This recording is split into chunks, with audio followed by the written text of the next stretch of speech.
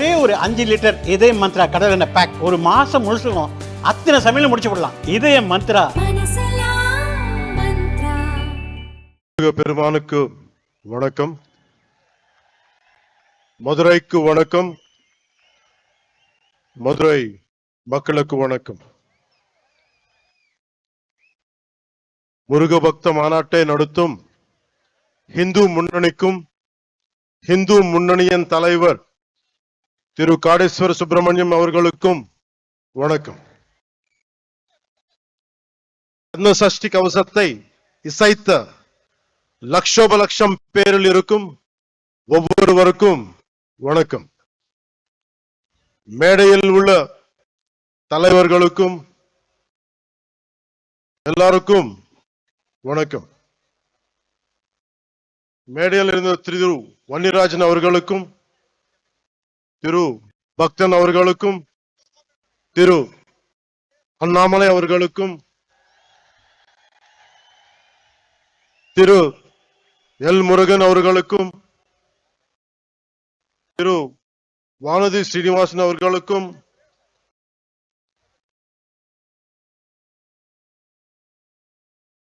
முன்னாள் ஆளுநர் மேதகு தமிழிசை அவர்களுக்கும் வணக்கம்.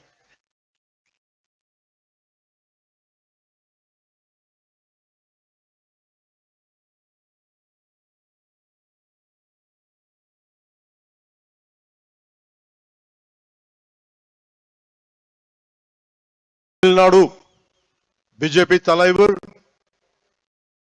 திரு நயினார் நாகேந்திரன் சாதனை சேதார் நாகேந்திரன் என்று ஆகி போகிறார். அவருக்கு என் வணக்கம்.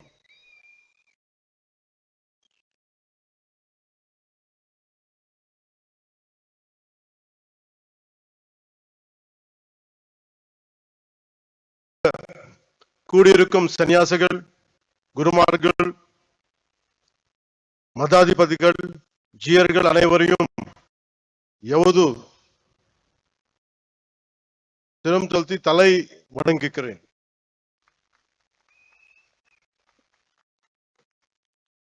என்னை மதுரைக்கு வரவழைத்தது முருகன். அந்த வெற்றிவேல் முருகனுக்கு என்னை வளர்த்தது முருகன். அந்த வீரவேல் முருகனுக்கு எனக்கு துணிச்சல் தந்தது முருகன். அந்த சுரவேல் முருகனுக்கு, மதுரைக்கும் முருகனுக்கும் நெருக்கம் அதிகம். முருகனின் முதல் அறுபடை வீடும் கடைசி அறுபடை வீடும் மதுரையில் தான் உள்ளன. மதுரை என்பது மீனாட்சி அம்மன் பட்டினம். மீனாட்சி அம்மன் தாய் பார்வதியின் அம்சம். எனவே முருகனின் தாயாரும் மதுரையில் தான் உள்ளார். முருகனின் தந்தை சிவபெருமான் முதல் சங்கத்துக்கு தலைமை ஏற்று மதுரையில் தான் இருந்தார். எனவே இந்த மதுரையில் தாயமே இருக்கிறார், தந்தியம் இருக்கிறார், மகனும் இருக்கிறார். அப்படின்னா மதுரை மக்கள் எத்தனை புண்ணியம் பண்ணி இருக்க வேண்டும். அந்த புண்ணியத்தின் விளைவாக பசும்பொன் முத்துராமலிங்க தேவர் அவதரித்தார். தென் தமிழ்நாட்டின் மாபெரும் தலைவர் பசும்பொன் முத்துராமலிங்க தேவர் முருகனின் அவதாரமாக கருதப்படுகிறார். அவர் சிலைக்கு அருகே மயிலும் வைக்கப்பட்ட உள்ளது. தேவர் மூலம் மனித உறவில் முருகன் வாழ்ந்தார். அந்த பசும்பொன் முத்துராமலிங்க தேவரை தாழ் பணிந்து வணங்குகிறேன்.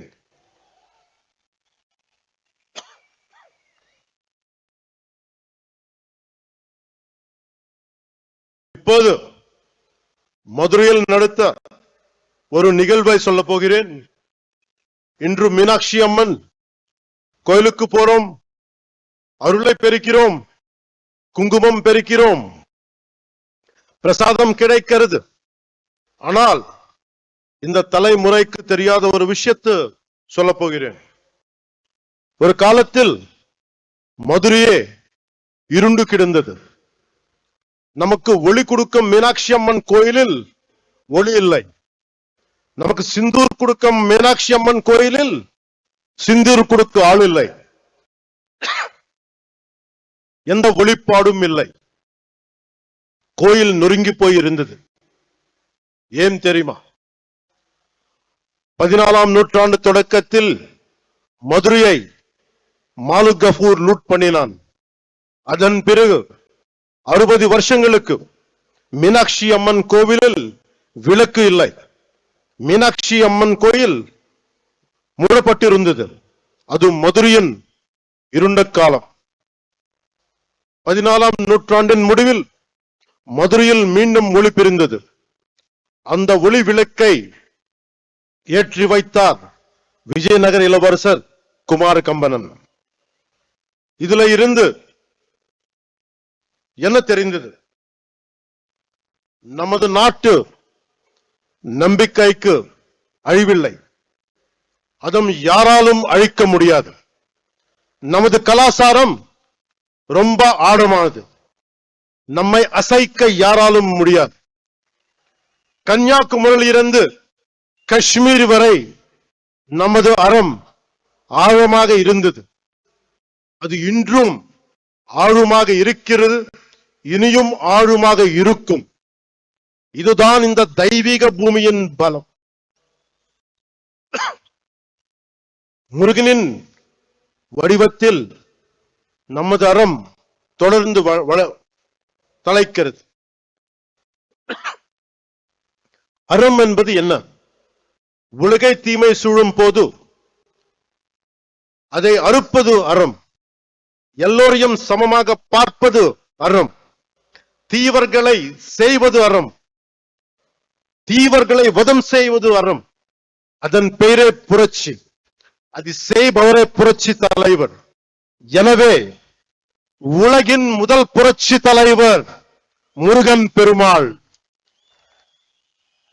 நம்ம எல்லோரும் இங்க வந்தது ஒரே ஒரு கடவுளுக்காக, புரட்சி தலைவர் முருக பெருமாளுக்காக, உலகின் முதல் புரட்சி தலைவருக்காக. அநீதியை அழித்ததால் அவர் புரட்சி தலைவர். சமமாக நடத்தியதால் அவர் புரட்சி தலைவர். அந்த வெற்றிவேல் முருகனுக்கு, அந்த வீரவேல் முருகனுக்கு, அந்த சுரவேல் முருகனுக்கு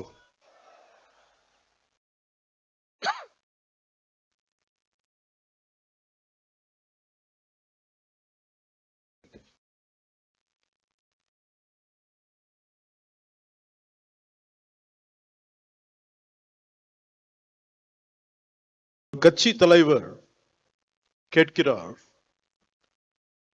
முருகன் மாநாட்டும் ஏன் தமிழ்நாட்டில் நடத்துகிறீர்கள்? யூபிஎல் குஜராத்தில் நடத்த வேண்டியதுதானே என்று கேட்கிறார். இதன் மூலம் பிரிவினை செய்ய பார்க்கிறார். இது போல் சில கேட்கிறார்கள். இன்று முருகை நோக்கி கேட்கிறார்கள். நாளை சிவபெருமானை பார்த்து கேட்கலாம், அம்மனை பார்த்து கேட்கலாம். இந்த சிந்தனை மிக மிக ஆபத்தானது. அதை பற்றி சொல்லி இருந்தாலே இவர்களுக்கு பிரச்சனை. ஒருவன் ஹிந்துவாக இருந்து விட்டால் அவன் மதவாதி. இதுதான் இவர்களது போலி செக்குலரிசம். நம்பிக்கையை கொண்டாட எனக்கு உரிமை உள்ளது. அதை கேட்க நீங்கள் யார்? உங்கள் நம்பிக்கையை நாங்கள் கேள்வி கேட்கவில்லை. அதே நாகரிகத்தை நீங்கள் கடைபிடியுங்கள். என் மதத்துக்கு மரியாதை கொடுக்க விட்டாலும் பரவாயில்லை, அவமரியாதையை செய்யாதீர்கள். முருகனை பற்றி கேள்வி கேட்கும் நீங்கள் அரேபியாவிலிருந்து வந்த மதங்கள் பற்றி இதே கேள்வியை நீங்க கேட்க முடியுமா? அதற்கான துணிச்சல் உங்களுக்கு உண்டா? அதனால சொல்ற, சீண்டி பார்க்காதீர்கள், சீண்டி பார்க்காதீர்கள். சாது மிரண்டால் காடு கொள்ளாது, సాధు మిరండాల్ కాడు కొల్లాదు. సజ్జనుడికి కోపం వస్తే, సహనంతో ఉన్నవాడి కోపం వస్తే వాడిని ఆపటం ఎవరి తరం కాదు.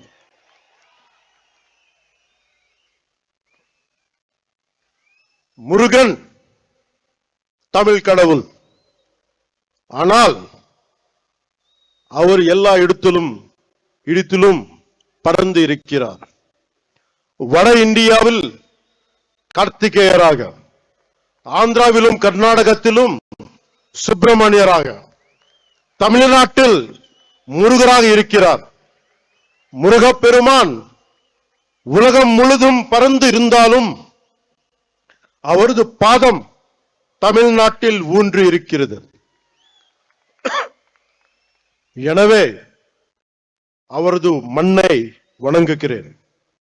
அதனால்தான் முருகப்பெருமானுக்கு மதுரையில் மாநாடு நடக்கிறது.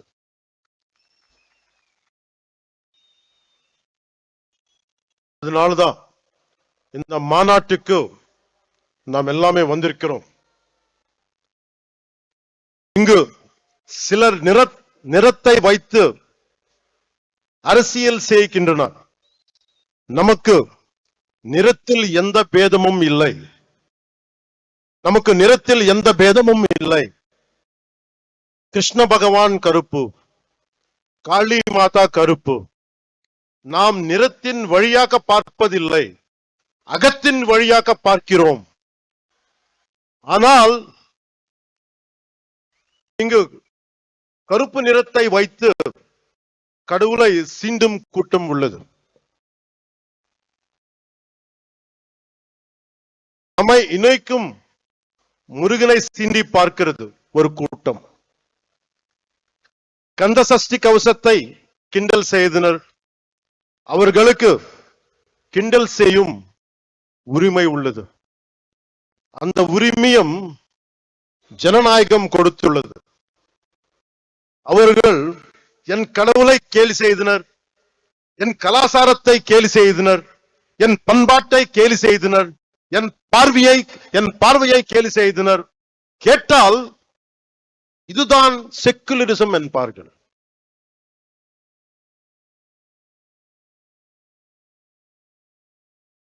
மற்றவர்கள் நம்பிக்கையை கொச்சைப்படுத்த அவர்கள் யார்? முருகனை கேள்வி கேட்க அவர்கள் யார்? அறத்தை அசைத்த பார்க்க அவர்கள் யார்? அவர்களால் மற்ற மதங்கள் பற்றி இது போல பேச முடியுமா? அரேபியாவிலிருந்து வந்த மதங்கள் பற்றி அவர்களால் இப்படி பேச முடியுமா? நம் மதத்தை பற்றி மட்டும் ஏன் இப்படி பேசுகிறார்கள்?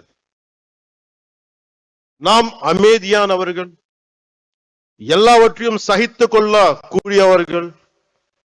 மீனாட்சி அம்மன் கோவில் 60 ஆண்டுகள் மூடி கிடந்தும் பார்த்து கொண்டுதானே இருந்தோம். அந்த துணிச்சலால் பேசுகிறார்கள். பொறுமை என்பது கோழைத்தனம் அல்ல. இங்கு உள்ள முருக பக்தர்கள் அனைவரும் ஒரு பார்வை பார்த்தாலே போதும். ஒரு பார்வை. நம்ம கடவுள்னு திட்டுறது கூட்டம் காணாத கூட்டம் ஆகிவிடும். சிவபெருமானை நெற்றிக் கண்ணை திறந்த பூமி இது. இன்று இந்த கூட்டம் வரும், நாளை இன்னொரு கூட்டம் வரும். எத்தனை நாள் பொறுப்பது? முருகனை பற்றி இழிவாக சொன்னால் உங்கள் இதயம் நொறுங்க வேண்டாமா? நீங்கள் துடிக்க வேண்டாமா? பதற வேண்டாமா? நம்மை காப்பாற்றும் முருகனை நாம் காப்பாற்ற தேவையில்லை. ஆனால் நம்மை காப்பாற்றுவதற்கு கைமாறு செய்ய வேண்டாமா? நன்றியை காட்ட வேண்டாமா? நம்பிக்கையை சொல்ல வேண்டாமா? இந்த மாநாட்டிலேயே இப்போது ஒரு முடிவுக்கு வருவோம். எப்படி மின்னல் கண்களை குருடாக்கமோ, எப்படி காற்றாற்று வெள்ளம் கரைகளை உடைக்கமோ, அது போல பொங்குவோம். நான் உங்களுக்கு அரைக்கூவல் விடுக்கிறேன். அநீதியை தட்டி கேட்க திருளுவோம். அறத்தை காக்க அனைவரும் எழுவோம். முருகன் நீதியை காப்பாற்ற புறப்படுவோம். இந்த முருகுப்படை திற்றது கூட்டத்தை தகுர்க்கும். இப்படை தோற்கின் எப்படை வெல்லும். இப்படை தோற்கின் எப்படை வெல்லும். அன்பு என்பது பலவீனம் அல்ல, அது துணிவின் அடையாளம், வீரத்தின் ஆன்மா, வெற்றியின் படிக்கட்டு. அன்பால் இணைவோம், ஆவேசத்தால் வெல்வோம். சூரபத்மனை வதம் செய்த புரட்சி தலைவர் பாருங்கள். இது கலியுகம். முருகன் நேரில் வரமாட்டார். நாமே முருகனின் உணர்வாக மாறுவோம். நாச சக்திகளை நிர்மூலம் செய்வோம். இந்தியா அரசமைப்பு சட்டம் நமது அறத்தை காக்கிறது. அரசமைப்பு சட்டம் இல்லாத காலத்தில் மாலிக் கஃபூர் வெறியாட்டம் போட்டான். ஆனால் கடந்த 75 ஆண்டுகளாக அரசமைப்பு சட்டம் இருக்கும் போதே ஒரு கூட்டம் ஆடுகிறது. காரணம், நாச சக்திகளை ஆரம்பத்திலேயே கிள்ளி எறியாமல் விட்டுதான்.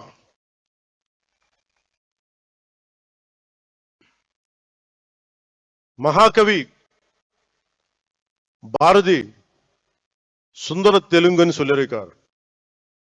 அந்த தெலுங்கிலும் ஒரு 2 நிமிடம் பேச என்னை அனுமதிக்குமாறு கேட்டுக்கொள்கிறேன்.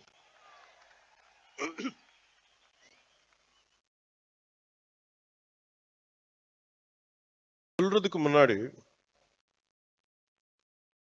செக்குலரிசம் பத்தி சொல்றேன். நம்ம நாட்டுல secularism is a convenient word for a lot of people in our country. Specifically, atheists who doesn't believe in God.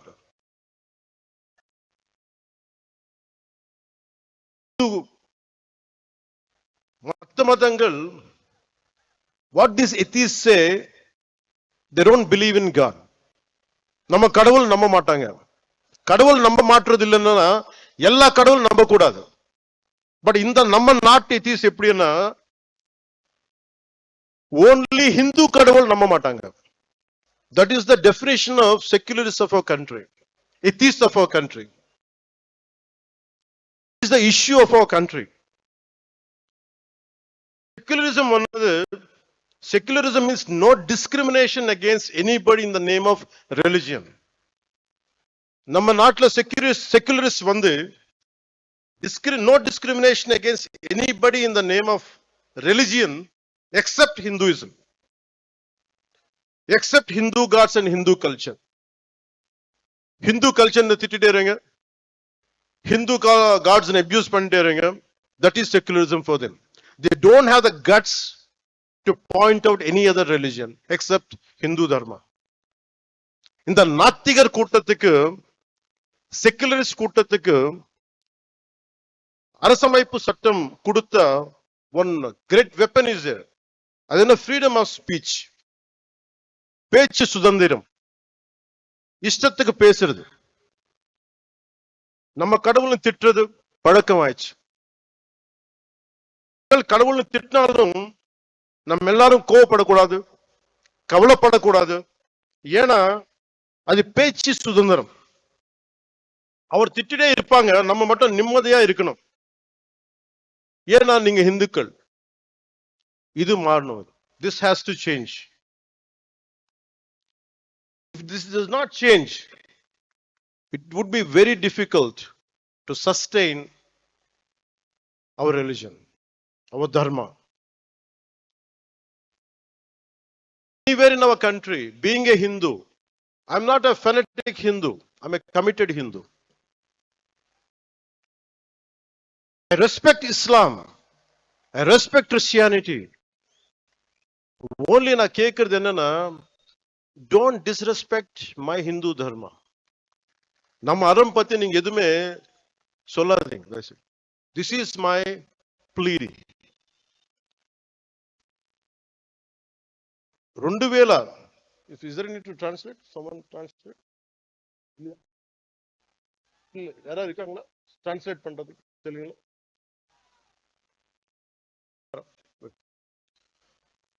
Okay, మీకు కొంతమందికి తెలుగులో మాట్లాడితే అర్థం అవుతుంది అనుకుంటా. మాట్లాడతానండి. వణకం సార్. 2014లో నేను ఒక పార్టీ ప్రారంభించినప్పుడు తెలంగాణ హైదరాబాద్లో, ఆ రోజు నేను అనుకోలేదు ఏథెన్స్ కంటే పురాతనమైన నగరం అయిన మదురైలో ఇన్ని లక్షల మంది జనం మధ్య తమిళ్లో నేను గౌరవించే నా తమిళనాడులో, నేను పెరిగిన తమిళనాడులో, నేను ఇష్టపడే తమిళ సంస్కృతి, నాకు సంస్కృతి బీజాలు పోసిన తమిళనాడు, తమిళ భాష, వీటన్నిటిలో నేను ఒకరోజు ఇక్కడికి వచ్చి ఎంతమంది గురువుల మధ్య, ఇంత పెద్ద హిందూ మున్నని పెద్దల మధ్య, ఇన్ని లక్షల మంది ప్రజల మధ్య నేను ఇలాంటి రోజు ఒకటి వస్తుందని నేను ఎప్పుడు ఊహించలేదు. I hope you can translate. நான் 2014ல நான் ஒரு கட்சியை ஆரம்பிக்கும் பொழுது, நான் ஹைதராபாத்ல தெலுங்கானால அரசியல் செய்யும் பொழுது, நான் வளர்ந்த தமிழ்நாட்டுல, நான் படித்த தமிழ்நாட்டுல ஒரு ஆன்மீக பூமியான ஏதென்ஸ் நகரத்திற்கு தொன்மையான நிகரான ஒரு மதுரை மாநகரில் நான் இந்த மாதிரியான இந்துக்களுக்கான ஒரு கூட்டத்துல என்ன ஒரு சிறப்பு அழைப்பாளராக என்ன அழைத்து இப்படி நீங்க கௌரவிப்பீங்கன்றதை நான் நினைச்சு கூட பார்க்கல அப்படின்னு சொல்றார். ఆ సభ ప్రారంభించినప్పుడు నేను నాకు ఇష్టమైన ఒక తెలుగు కవి చదివాను. అది ఎందుకంటే నాకు సుబ్రహ్మణ్య భారతి గారి అచ్చమిల్ల అచ్చమిల్ల పోయం గుర్తొచ్చింది. అదేంటంటే, ఇల్లేమో దూరం, అసలే చీకటి గడాంధకారం, చేతిలో దీపం లేదు, దారంతా గోతులు లోయలు, కానీ ధైర్యమే ఒక కవచం. ఇది తమిళ్లో కొంత నేను చెప్తాను, దీన్ని కరెక్ట్ అయితే మళ్ళీ సార్ మీరు కరెక్ట్ చేయండి. அதையோ இருட்டு, கையிலே விளக்கு இல்லை, வீடோ நெடுந்தொலைவில், வழி முழுவதும் மேடு பள்ளம், மனதில் துணிச்சல் தவிர வேறு இல்லை, அச்சமில்லை அச்சமில்லை அச்சமென்பதில்லையே என்று மகாகவி பாரதி சொல்வாரே, அதுதான் துணைக்கு வந்தது. அச்சமில்லை அச்சமில்லை என்று நம்முடைய பாரதியார் கூறினார். அதை எப்படி என்றால், வீடு தூரத்தில் இருந்தது, ஆனால் கண்ணுக்கு தெரியவில்லை, இருட்டாக இருந்தது, மேடு பள்ளங்கள் நிறைய இருந்தன, ஆனாலும் தைரியம் ஒன்றே அதை கொண்டு அந்த இடத்தை சேர முடிந்தது. அதைத்தான் அவர் அச்சமில்லை அச்சமில்லை அச்சமில்லை என்பதை தைரியத்தோடு நாம் எதிர்கொண்டால் எதையும் வெற்றி அடைய முடியும் என்பதை அவர் கூறுகிறார். அதான் திருத்தி சொல்ல சொன்னார். నేను ఈరోజు ఇలా నిలబడగలుగుతున్నాను అంటే నాకు మురుగన్ చూపించిన దారి, ఆయనకి నా మీద ఉన్న అపారమైన భక్తి. ఆయన చూపించిన దారి ఏంటంటే ధైర్యం, వీరత్వం, ప్రేమతో నిండి ఉంటుంది. முருகன் என்னுடைய கடவுள், எனக்கு தைரியத்தை கொடுத்தவர் அவர்தான். அவர் கொடுத்த ஒவ்வொரு வழியையும் தைரியத்தையும் பார்த்துதான் இன்னைக்கு நான் இந்த இடத்துல நிக்கிறேன்றத சொல்றாரு அவர். మురుగన్ చూపించిన దారిలో నడిస్తే విజయమే వస్తుంది, మంచి కోసం మార్పే తెస్తుంది. முருகன் காட்டின வழியில நாம நடந்தா நல்லதே நடக்கும், வெற்றியே நடக்கும், நமக்கு எல்லாமே நல்லதே நடக்கும், வெற்றி தான் நடக்கும்ன்றத அவர் சொல்றாங்க. ఈ దారి కష్టమైనది, కానీ బలాన్ని ఇచ్చేది, ధైర్యాన్ని నింపేది, అనుకున్నది సాధించేది. இந்த பாதை மிக மிக கடினமானது, ஆனா இந்த பாதையை நம்ம கடந்துதான் ஆகணும். அதுக்கு வந்துட்டு முருகனை நினைச்சு நம்ம கடுமையாக போராடி நிச்சயமாக வெற்றி அடைய வேண்டும் என்ற நோக்கத்தோட போகணும்னு சொல்றாங்க. మనం వెళ్లే దారిలో, మనం ఎంచుకున్న దారిలో శత్రువులు, అరాచక శక్తులు ఉంటాయి, భయపెడతాయి. కానీ వీరవేల్ వెట్రివేల్ మురుగన్ తోడుండగా మనకేంటి భయం? நம்முடைய பாதையில ராட்சசர்கள், கடுமையான கொடுமையான ராட்சசர்கள் இருக்கிறாங்க. அந்த பாதையில நாம போகும்பொழுது வீரவேல் வெற்றிவேல் என்று சொன்னால் அந்த ராட்சசர்கள், கொடுமையானவர்கள் ஓடி போய் விடுவார்கள் என்று கூறுகின்றார். మార్పు అనేది ఒకటి. ఈరోజు మనందరం ఇక్కడ ఉన్నాం, గ్యాదర్డ్ హియర్, కానీ మార్పు తీసుకురావడానికి, మార్పుని తీసుకురావడం అంత సాధ్యం, అంత ఈజీ, తేలిక కాదు. కానీ మనందరం కలిసికట్టుగా నిలబడి పోరాడితేనే వస్తుంది మనం అనుకుంటున్న మంచి మార్పు. நம்முடைய எண்ணங்கள் எல்லாம் நிறைவேற வேண்டும் என்றால் நிச்சயமாக நாமல் ஒன்றாக இணைந்துதான் இதற்கு இந்துத்துவலாக போராட வேண்டும் என்று சொல்கிறார். அப்படி ஒற்றுமையாக நாம் போராடினால் நிச்சயமாக நமக்கு வெற்றி கிடைக்கும் என்று கூறுகிறார். காலத்துக்கு பொருத்தமான எனக்கு பிடித்த திருக்குறள் ஒன்று உள்ளது. அந்த குறள் சொல்கிறது, சுண்டலிகள் ஆயிரக்கணக்கில் படை எடுத்தாலும் ஒரு நாகுபாம்பு பார்த்து சீறினால் போதும், அந்த எலிக்கூட்டம் காணாத போய்விடும். அதுபோல நமது எதிரிகள் எவ்வளவு பேர் இருந்தாலும் முருகனின் தந்தை சிவபெருமான் கழுத்தில் உள்ள நாகம் பார்த்தாலே போதும், காணாத போய் விடுவார்கள். உங்களுக்கு டிரான்ஸ்லேட் பண்ணணும்னு தேவையில்லை. எனவே மாற்றம் வருவது உறுதி. Change is bound to happen. మార్పు తథ్యం. మనం అనుకున్నది సాధిస్తాం, మన ధర్మానికి నిలబడతామని తెలియజేసుకుంటూ మీ అందరికీ நன்றி, வணக்கம். மாற்றம் ஒன்று மாறாதது. நிச்சயமாக தர்மத்தின் தலைமை நிலை நின்று, தர்மத்தின் பாதை நின்று நாம் ஜெயிக்கதான் போகிறோம், ஜெயித்து காட்டுவோம் என்று கூறி நான் வணக்கம் கூறுகிறேன். முருகனை நம்பினால் வெற்றிதான், முருகனை நம்பினால் உயர்வுதான், முருகனை நம்பினால் எழுச்சிதான். அந்த வெற்றிவேல் முருகனுக்கு அரோகரா, அந்த வீரவேல் முருகனுக்கு அரோகரா, அந்த சூரவேல் முருகனுக்கு அரோகரா. நன்றி, வணக்கம்.